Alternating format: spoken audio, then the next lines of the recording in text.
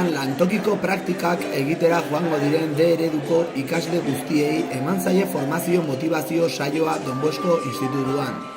Aize-Aekako aholkulari Mikel Urdangarin izan da saio honen gidaria.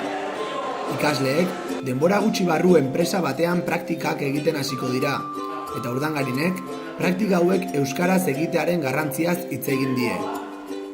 Formazio motivazio saio hauek praktiketara joango diren ikasleei eta haien tutorei zuzenduta daude. Bertan, ikasleen etorkizunean eta enpresaren etorkizunean hizkuntza kudeaketaren garrantzia ikusi ahal izan dute. Eta aldi berean, enpresetan hizkuntza kudeaketa egokia egiteak zer nolako eragina daukan hizkuntz komunitatearen biziraupenean.